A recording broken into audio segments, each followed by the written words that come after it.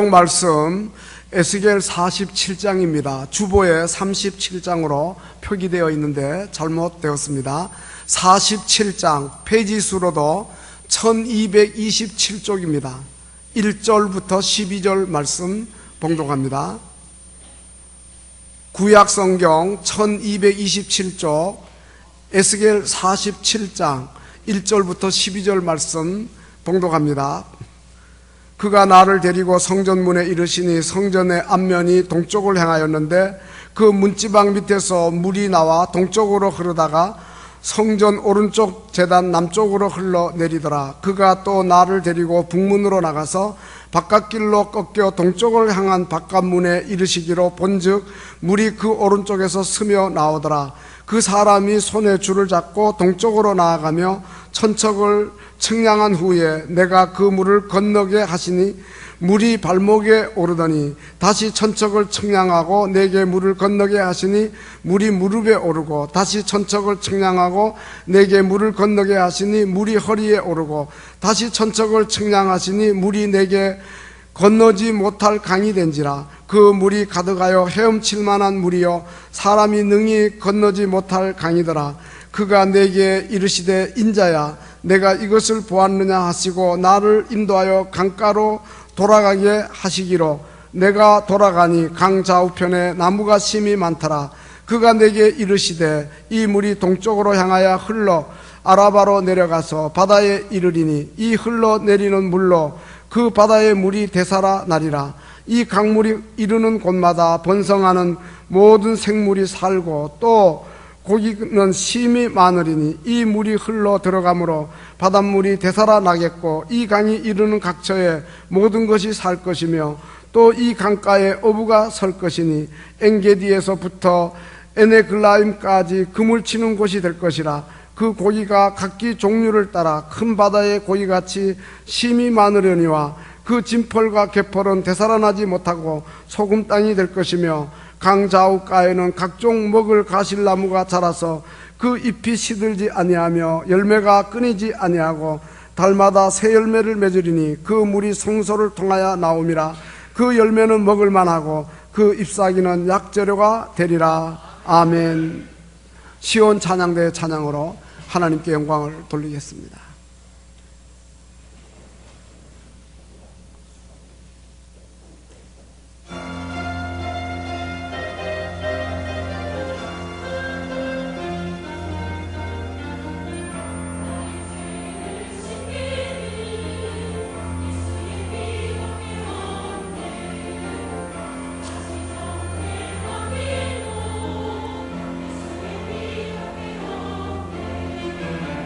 예수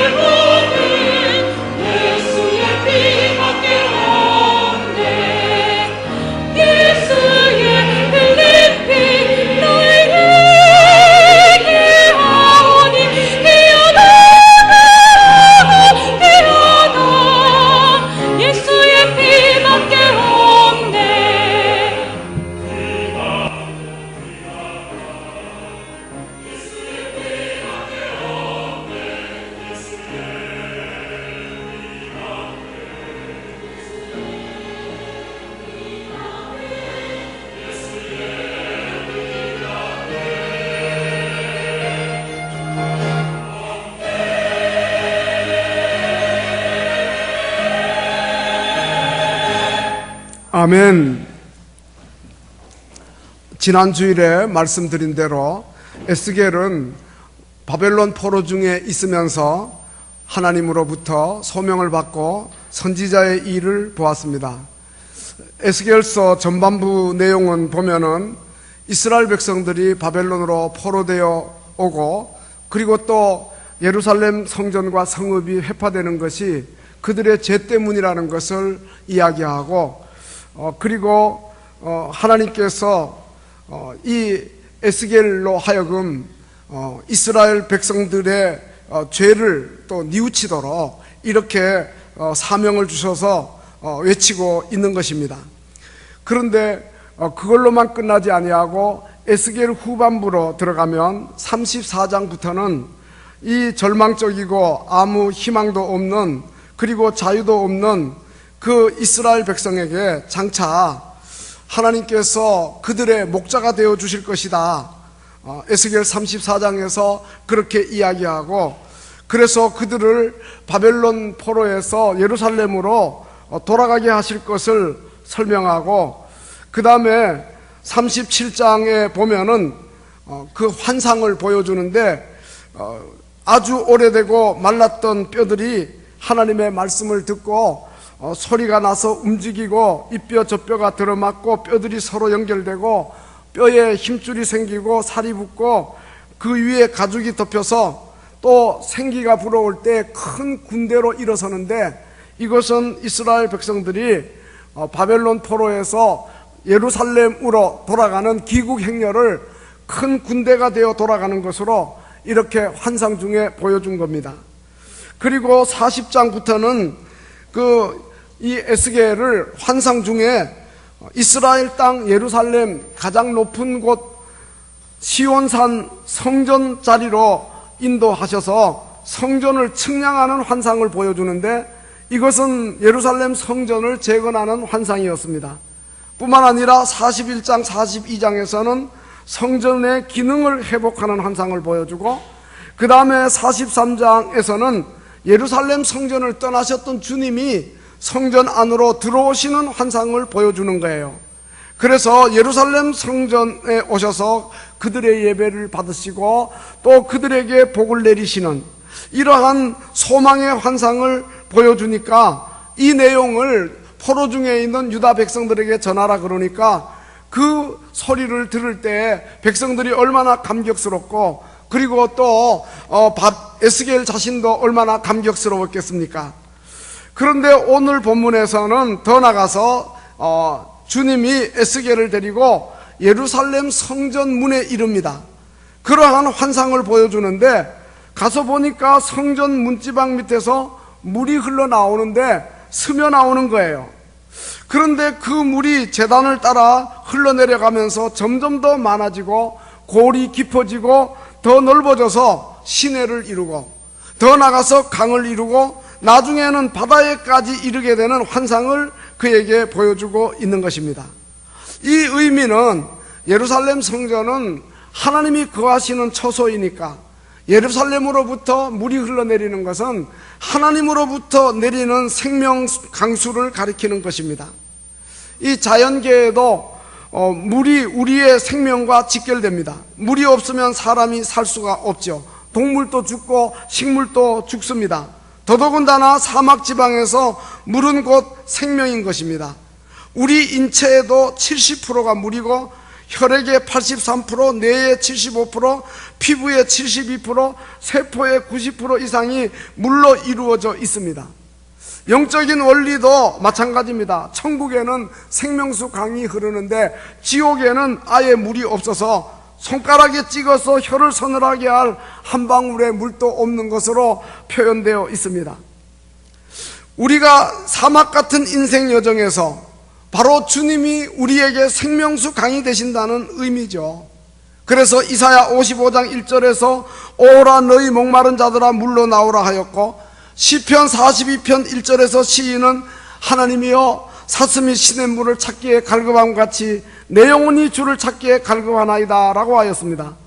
예수님은 사마리아 수가성 여인에게 이 물을 마시는 자마다 다시 목마르지만 내가 주는 물을 마시는 자는 영원히 목마르지 아니하리니 내가 주는 물은 그 속에서 영생하도록 솟아나는 샘물이 되리라고 하였습니다. 그리고 이 성전 문지방으로부터 흘러내리는 물은 하나님을 가리키고, 또 하나는 예수님으로부터 오는 걸 가리키고, 그 다음에는 성령을 가리킵니다. 요한복음 7장 37절 38절 보면 누구든지 목마르거든 내게로 와서 마시라. 나를 믿는 자는 그 배에서 생수의 강이 흘러나리라 하면서 요한복음 7장 39절에서 이는 그를 믿는 자들이 받을 성령을 가리켜 말씀하신 것이라, 이렇게 말씀하고 있습니다. 그러므로 에스겔이 환상 가운데 본 성전 문지방으로부터 흘러내리는 이 물은 하나님을 통해서, 예수님을 통해서, 성령님을 통해서 온 인류가 새로운 생명을 얻게 되는 생명 강수를 가리킨다, 이렇게 말씀드릴 수가 있습니다. 그런데 오늘 본문 1절을 보면 앞에서 말씀드린 대로 성전 문지방 밑에서 흘러내리는 물이 처음에는 스며 나오는 작은 물이에요.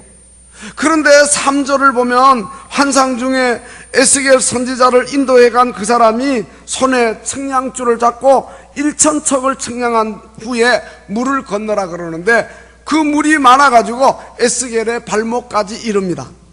그리고 4절에는 다시 1,000척을 측량하고 물을 건너게 하는데, 이번에는 에스겔의 무릎까지 옵니다. 그 다음에는 또 1,000척을 측량하고 그 물을 건너게 하는데, 이번에는 그 물이 허리까지 찹니다. 그리고 5절에는 보면은 다시 1,000척을 측량하고 물을 건너게 할 때에는 물이 사람의 키를 넘는 거예요. 그러니까 발이 땅에 닿지 않는 거죠. 헤엄을 칠 수밖에 없는 자리에 이르게 되는 거예요. 이것은 무엇을 의미하는가? 학자들은 이 성전, 즉 하나님, 예수님, 성령님으로부터 흘러내리는 생명수의 강의 은혜를 체험하고 난 후에 성도들의 믿음의 수준을 가리킨다, 이렇게 이야기합니다.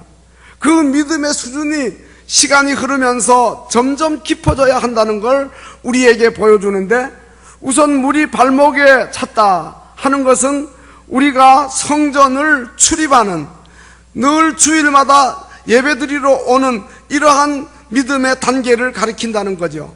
이것이 신앙인의 가장 기본이죠. 예배를 소홀히 하면 그러기 때문에 안 되죠. 봉사보다도 예배가 절대적으로 우선하는 것입니다. 그래서 우리가 매주일 예배의 자리를 잘 지키고 또 예배 시간에 빠지면 안 되죠. 우리가 주일학교 교사들도 이제 1부나 2부 예배에 반드시 참석을 하고 또 주일학교 봉사활동을 해야 됩니다. 왜냐하면 봉사활동이 예배보다 우선할 수가 없기 때문에. 또 그 다음에 우리 청년부도 마찬가지죠. 이 찬양 예배 2시에 드리는 예배는 특별활동이라고 할 수 있는데 1부, 2부 메인 예배를 소홀히 하지 마시고 반드시 참석을 하셔야 되는 것입니다. 시편 122편 1절에서는 여호와의 전에 올라가자 사람들이 말할 때 내가 기뻐하였다 그럽니다. 우리가 예배에 참석하는 걸 최대의 기쁨으로 여겨야 합니다. 시편 100편 4절에 보면 감사함으로 그의 문에 들어가고 찬송함으로 그의 궁정에 들어가서 그에게 감사하고 그의 이름을 송축할지어다 그럽니다. 바로 예배를 가리키는 겁니다. 우리의 신앙이 이렇게 예배에 참석하는 이러한 일로부터 시작되기 때문에 부지런히 우리가 예배에 참석하여 우리의 믿음이 무럭무럭 자라야 할 것입니다. 예배에 참석하기 위해서는 먼저 철저한 준비가 있어야죠. 그래야만 예배 시간에 늦지 않죠. 그 다음에 예배에 참석해서 정성스럽게 예배를 드려야 합니다. 우리가 예배 드리러 오면 전자오르간 그 반주가 나옵니다. 그것은 그 반주에 맞춰서 옆 사람하고 귓속말 하라는 뜻 아니고 또 이제 서로 인사하라는 그런 뜻이 아니에요. 조용하게 예배 준비를 하라는 그런 뜻이죠. 기도하면서 예배 준비하라는 그런 뜻입니다. 그리고 이제 우리가 예배에 참여해서 뜨겁게 찬성하고 간절하게 기도하고 아멘 하시고 그리고 설교 시간에도 하나님의 말씀에 집중하셔야 되겠습니다. 설교 시간에 스마트폰 울리지 않도록 아예 진동으로 좀 만들어 놓으시고 그 다음에 또 진동 울리면은 바로 받지 마시고 끄십시오. 예, 그걸 또 받으시고 또 큰 소리로 이야기하면 옆에서 설교 듣는 분들에게 다 그 설교를 집중하지 못하도록 하는 것밖에 안 돼요. 뿐만 아니라 또 요사이는 그 스마트폰 문자가 옵니다. 카톡이 옵니다. 그러면 또 궁금해가지고 열어봅니다. 그러면 어떻게 설교에 집중할 수가 있겠어요? 또 어떤 분들은 설교 시간에 주간 성경 문제를 풀고 계신 분도 있다 그러는데 절대로 그렇게 하셔서는 안 돼요. 여러분, 하나님의 말씀 듣는 일에만 집중하셔야 됩니다. 그리고 또 졸음은 금물입니다. 예, 여러분 예배 시간에 부지런히 참석할 뿐 아니라 그 다음에 하나님의 말씀에 집중하여 전심을 다해서 예배를 드리시고요.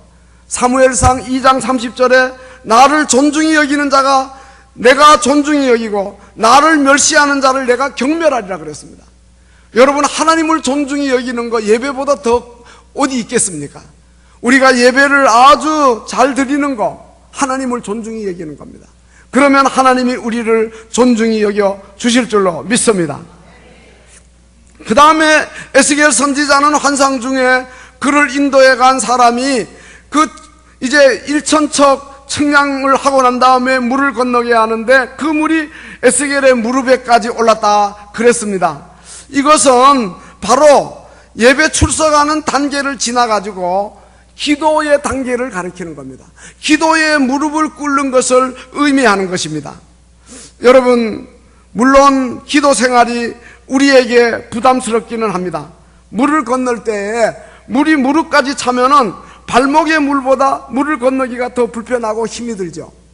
우리가 기도 생활하는 것이 예배 출석보다는 더 부담스럽지만 그러나 꾸준히 기도할 때에 성도다운 성도가 되고 우리의 믿음에 있어서 어린아이 티를 벗어나 장성한 어른스러운 그러한 성도가 되는 것입니다.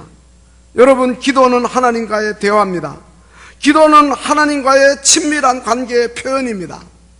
부부 간에 또 연인 간에 친구 사이에 대화를 함으로 가까워지는 거죠. 만나가지고 그렇게 많이 이야기하고도 헤어져가지고 또 전화합니다. 대화하는 거죠. 친근한 표시죠. 여러분, 우리가 신앙생활 하면서 기도가 없다는 것은 하나님과의 대화가 없다는 거예요. 하나님과 대화하지 않고 어떻게 하나님과 친근할 수가 있겠어요? 그리고 기도는 하나님이 우리 아버지시고 우리가 하나님의 자녀인 표시입니다. 그래서 주님이 주기도문에서 하늘에 계신 우리 아버지요 그렇게 기도하라고 말씀하셨습니다. 또 마태복음 7장에서는 구하라 그러면 너희에게 주실 것이요 구하는 이마다 받을 것이요 그러면서 너희 중에 누가 아들이 떡을 달라 하는데 돌을 주겠느냐? 생선을 달라 하는데 뱀을 주겠느냐? 너희가 악한 자로도 좋은 것을 자식에게 줄 줄 알거든 하물며 하늘에 계신 너희 아버지께서 자식된 너희들에게 그 구할 때에 좋은 것으로 주시지 않겠느냐 이렇게 말씀하신 겁니다. 그러므로 우리는 이 하나님의 언약을 굳게 붙잡고 매일 쉬지 않고 간절하게 기도하고 특별히 새벽으로 나오셔서 기도하시기를 바랍니다. 이제 추위도 지나고 아주 따뜻한 계절이 오지 않았습니까? 전능하신 하나님 믿고 하나님의 공급하심을 확신하면서 하나님 보좌 앞에 부지런히 나와서 꾸준히 기도하고 간절하게 기도하시는 복된 성도들이 다 되시기를 주님의 이름으로 축원합니다. 야고보서 4장 2절에서 너희가 얻지 못하면 구하지 아니함이라 그랬습니다. 또 예수님은 내 집은 만민이 기도하는 집이라고 하셨습니다. 그러므로 수시로 우리가 교회 예배당을 드나들면서 기도하십시다. 또 있는 자리에서 기도하십시다. 그래서 기도의 비밀을 알고 기도의 능력을 체험하는 성도들이 되십시다. 기도는 영혼의 호흡입니다. 우리가 기도함으로 우리가 살아있는 거예요, 영적으로. 그리고 꾸준하게 무릎 꿇는 기도가 이제 우리로 하여금 성령의 임재와 충만 속에 살게 하는 겁니다. 우리가 성령의 은혜를 갈망한다면 또 하나님 앞에 간절히 기도하시는 우리들이 되고요. 그리고 우리가 무릎 꿇고 기도할 때 악한 마귀 사탄의 유혹과 공격으로부터 보호를 받게 되고 그리고 우리 믿음 생활에 승리가 오게 되는 것입니다. 욥기 8장 5절에 이렇게 말씀하고 있습니다. 너가 만일 하나님을 찾고 그리고 전능하신 이에게 구하면 반드시 너를 돌보시고 너의 의로운 초소로 평안케 하시고 너의 시작은 미약하였으나 너의 나중은 심히 창대하리라 그랬어요. 기도하는 자에게 하나님이 우리에게 돌보심의 은혜를 주시고 평안의 은혜를 주시고 시작보다 나중이 더 나아지는 은혜를 주실 줄로 믿습니다. 기도는 결코 쉽지 않고 부담이 되고 힘도 들지만 그러나 기도해야 우리의 신앙이 성숙하고 하나님 앞에 무릎 꿇는 기도 없이는 우리의 믿음이 절대로 성장하지 않습니다. 그러므로 우리가 기도하여 우리의 믿음이 성장하고 기도함으로 우리가 하나님과 가까워지고 그래서 이제 우리가 어떨 때는 하나님이 우리를 기도할 수밖에 없는 환경으로 몰아넣으셔요. 그 왜 그럽니까? 하나님이 우리와 가까이 하기를 원하셔서 그렇습니다. 하나님이 나를 가깝게 하려고 이러한 절호의 기회를 주시는구나. 이것도 하나님의 은혜구나. 하나님이 우리를 사랑하신 연고로구나. 이렇게 생각하면서 우리가 참으로 무릎까지 성전 문지방에서 흘러내린 물이 차오르도록 무릎으로 기도하는 신앙의 수준에 이르는 복된 성도들이 다 되시기를 주님의 이름으로 축원합니다. 세 번째는 에스겔 선지자는 환상 중에 그를 인도해 간 사람이 다시 일천척을 측량하고 물을 건너게 하는데 이번에는 물이 허리에 올랐다, 그렇게 이야기하고 있습니다. 이것은 우리의 믿음의 단계가 은혜 받고 나면 자연스럽게 봉사의 단계에 이르는 것을 가리킵니다. 허리는 사람의 힘을 상징합니다. 군인들이나 운동선수들이 그 허리를 단단히 묶고 훈련에 임하고 운동 경기에 임하는 것을 우리가 보게 됩니다. 그러므로 허리에 물이 차는 것은 기쁨으로 주님의 몸된 교회를 위해 봉사하고 헌신하는 단계를 가리키는 것입니다. 여러분, 우리의 믿음은 자신만을 위한 이기적인 믿음이 되어서는 안 됩니다. 그저 교회 나와서 위안이나 받고 그 다음에 자기와 자기 가족들의 행복과 평안만 바라고 그리고 머무른다면 이것은 온전한 믿음이 아니에요. 우리의 믿음은 하나님을 사랑하고 이웃을 사랑하는 단계에 나가야 하는 것입니다. 다시 말하면 이제 허리의 힘으로 봉사하는 단계에 나아가야 하는 것입니다. 성전으로부터 흘러내리는 생명수 강이 우리의 허리까지 차야 하는 것입니다. 그러므로 우리는 교회를 위해서, 성도들을 위해서, 이웃을 위해서, 형제들을 위해서 무엇을 할까를 생각해 보셔야 하는 것입니다. 교회 안에는 연령에 따라 남녀 전도회도 있고 지역에 따라 구역도 있고 또 주일학교 각 부서도 있고 찬양대도 있고 이러한 분야에서 봉사하실 수 있고요. 또 식당에 가서 주방에서 봉사하실 수 있고 주차 봉사도 할 수 있고 안내나 혹은 수금위원으로, 그리고 주일 예배 전에 또 강단 꽃꽂이로, 또 주중에는 기도 사역, 그리고 또 해외 단기 선교도 나가고 또 국내에 농어촌 전도도 나가고 지역 전도도 할 수 있고 뭐 사회 봉사도 할 수 있고 정말 우리가 할 수 있는 일들이 많습니다. 자신을 위함에서 벗어나서 다른 사람을 위한 섬김이 우리 가운데 있어야 되는데 바로 성전으로부터 흘러내리는 물이 우리의 허리에 이르는 단계인 것입니다. 베드로 사도는 베드로전서 5장 5절에서 겸손으로 허리를 동이라 그럽니다.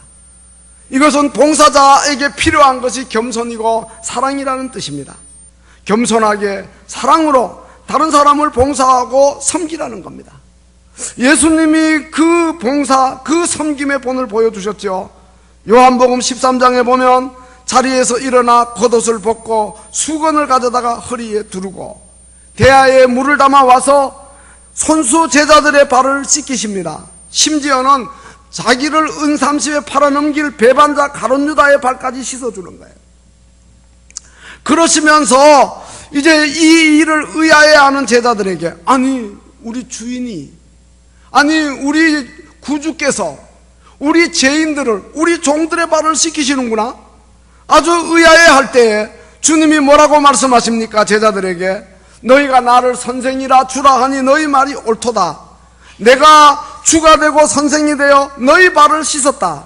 이것은 이제 너희로 하여금 서로 발을 씻는 자가 되라고 하는 것이다. 내가 너희에게 행한 것 같이 너희도 행하게 하려 하여 본을 보이는 것이다. 너희가 이것을 알고 행하면 복이 있으리라 말씀하셨습니다. 사랑하는 성도 여러분, 우리가 구원받은 은혜에 진정으로 감사한다면 누가 시키지 않아도 스스로 자원해서 봉사하고 헌신하게 될 것입니다. 우리가 천국에 들어가는 것은, 우리의 구원은 우리의 믿음으로 되는 것입니다. 그러나 천국에서의 상급은 우리의 봉사로 되는 것입니다. 예수님은 달란트 비유를 통해서 장사하여 이익을 남긴 5달란트 2달란트 받은 종에게 잘하였도다 착하고 충성된 종아, 너가 작은 일에 충성하였으면 내가 많은 것으로 내게 맡기리니 내 주인의 즐거움에 참여할지어다 라고 하셨습니다. 요한계시록 2장 10절에서도 내가 죽도록 충성하라, 그리하면 생명의 면류관을 내게 주리라고 하였습니다. 그러므로 성전에서 흘러내리는 생명수 물이 에스겔처럼 우리에게도 허리까지 차오르는, 겸손하게 그리고 사랑으로 다른 사람에게 봉사하는 그런 믿음의 수준에 이르는 복된 성도들이 다 되시기를 주님의 이름으로 축원합니다. 마지막으로 에스겔 선지자는 환상 중에 그를 인도해 간 사람이 다시 일천척을 측량하고 물을 건너게 하는데, 이번에는 물이 에스겔의 키를 넘었습니다. 그 발이 닿지 않는 거예요. 할 수 없이 물에 의지해서 깊은 바다를 헤엄치는 것입니다. 이것은 믿음의 수준이 은혜의 강수 안에 자기 자신을 온전히 내어 맡기는 것을 가리키는데, 주님께 완전한 복종, 온전한 헌신, 주님을 전적으로 의지하는, 다시 말하면 지난주일 설교 말씀드린 대로 주님의 임재와 충만에 거하는 이러한 믿음의 수준을 가리키는 겁니다. 내가 그리스도와 함께 십자가에 못 박혔나니 이제는 내가 사는 것 아니요 오직 내 안에 그리스도께서 사신 것이라. 우리가 찬송 부르는 대로 세상과 나는 간 곳 없고 구속한 주만 보이도다. 오직 예수님 외에는 아무것도 보이지 않는 그런 단계입니다. 바로 우리의 최종 목표 마지막 단계입니다. 우리의 믿음의 단계가 여기에까지 이르는 것을 목표로 해야 됩니다. 생명수 강속에서, 성령의 은혜의 강속에서 우리 자신을 온전히 내어 맡기고 깊은 성령의 은혜의 바다를 헤엄치는 이러한 단계에 우리가 이르도록 기도해야 되겠습니다. 여러분, 여름에 강가나 바닷가에 나가보면 제일 시끄러운 것이 어디입니까? 바로 물가입니다. 헤엄치는 사람은 말이 없지만, 떠들지 않지만, 그러나 그저 강이나 바다에서 물가에서 노는 아이들은 얼마나 요란하고 그런지 모릅니다. 마찬가지입니다. 우리가 이제 그 물가에서 신앙생활 하는 것처럼 할 때는 정말 요란스럽습니다. 그렇지만은 깊은 은혜의 자리에 나아간 사람은 정말 말없이 조용히 묵묵히 봉사하는 것입니다. 그리고 일하는 것입니다. 은혜 생활을 하는 것입니다. 그리고 이제 우리가 이제 그 강이나 바다에 나가 수영할 때 보면 물이 허리쯤 차면은요 헤엄은 칠 수 있어요.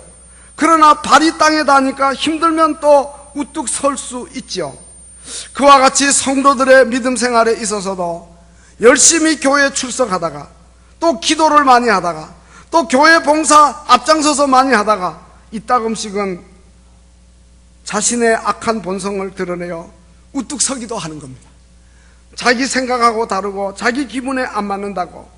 그래서 그동안은 그저 물에서 헤엄을 잘 치다가 그 발을 땅에 딛고 우뚝 서는 사람처럼 뻣뻣하게 자기 고집 피우고 전혀 움직이려 하지 않아요. 자기 주장 내려놓지 않고 뻣뻣하게 버팁니다. 혈기 부리고 음성을 높이고 하나님 원망하고 또 다른 사람에게 불평하고, 그럴 때는 아무도 못 말려요. 어떻게 해야 됩니까? 시간이 흘러갈 때를 기다려야 됩니다. 그러면 스스로 수그러져 이제 되는 거죠.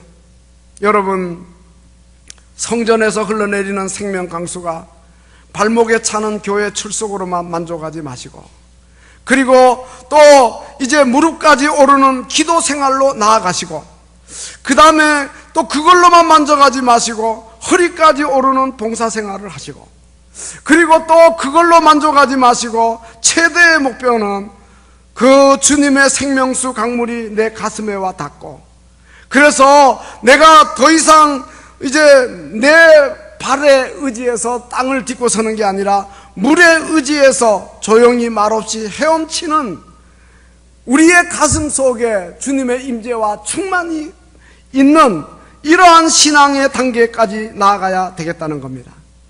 사랑하는 성도 여러분, 지금 나의 신앙은 어느 단계에 와 있습니까? 믿음의 연수보다 중요한 것은 믿음의 수준입니다. 우리의 은혜 받은 수준이 지금 어디에 와 있습니까? 우리가 앞으로 나가고 더 높은 단계로 올라가는, 더 깊은 단계로 나아가는 우리들이 되어야 할 것입니다. 그래서 겸손히 주님을 섬기시기 바랍니다. 괴로운 일이 많지만 그러나 주님으로부터 힘을 얻어 잘 감당하시기를 바라고, 주님의 귀한 인내를 깨달아서 굳건한 믿음을 가지고 늘 승리하는 우리 모두가 되어야겠고, 이제 내가 살아도 주 위에 살고 이제 내가 죽어도 주 위에 죽네. 나는 사나 죽으나 주님 것이요, 사나 죽으나 나는 주님을 위해서 쓰여지는 도구라고 하는 이런 믿음을 가지고 살아야 될 것입니다.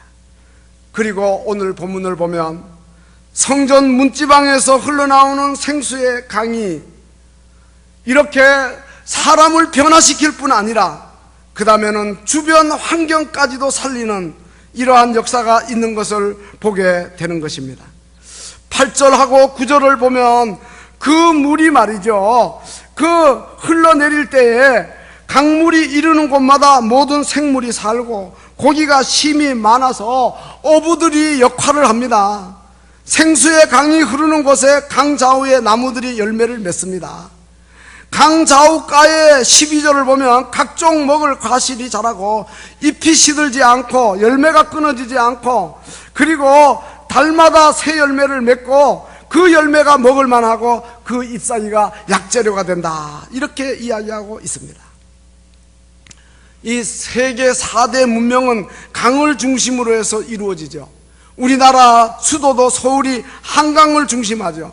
수자원이 풍부해야 물을 끌어들여서 식수도 하고, 그리고 동물이나 식물이나 살 수 있고, 또 공업 용수도 하고 농사도 지을 수가 있는 거죠. 강이 없으면 사람이 살 수가 없는 거죠. 강이 흘러가는 곳에 생명이 움트는 것이죠. 영적인 원리도 마찬가지인 것입니다. 하나님으로부터 내려오는 그 생수의 강이 나를 살리고, 그 다음에 나를 통해서 이것이 흘러내려가서 주변의 많은 사람을 살리고, 그리고 또 우리의 생활 환경을 바꾸는 이러한 은혜가 있어야 되는 것입니다. 지난 금요일 날 남북 정상회담이 있었습니다. 몇 달 전만 하더라도 세계 각지에 있는 교포들이 한국에 전쟁 일어나면 어떡하나 하고 많이 이제 걱정하고, 우리보다도 더 우리는 너무 여기 사니까 무디어 있지만 그렇게 했는데, 이제는 화해와 평화의 그러한 기운이 감도는 것을 남북 정상회담을 통해서 보게 되는데, 바라기는 이것이 이벤트가 되지 아니하고 하나의 쇼가 되지 아니하고 정말 이대로 이루어지는 이러한 은혜가 있기를 간절히 바라는 것입니다. 우리 장로님 기도해 주신 그대로 참으로 이제 화해하고 평화하고, 그리고 남북이 서로 교류하고, 그저 이산가족이 만나는 정도가 아니라 방문도 하고, 그리고 신앙의 자유도 그들이 마음껏 누리고, 또 정치범 수용소에 있는 예수 믿는 사람들이 다 나오고, 그래서 북한의 교회가 회복되고, 그래서 이제 우리 한국 교회를 통해서 세계 선교에 이바지하는 그런 날이 속히 올 수 있도록 우리는 하나님 앞에 간절하게 기도해야 할 줄로 믿습니다. 우리는 평화 통일을 기도하고, 더 나아가서 복음 통일을 기도하고, 그리고 한국 교회가 세계 선교의 마지막 주자가 될 수 있도록 우리가 하나님 앞에 간절하게 기도해야겠어요. 그러기 위해서 먼저 우리가 은혜를 받아야 돼요. 우리가 발목에서 무릎으로 허리로 온몸이 헤엄치는 단계까지 이르러야 돼요.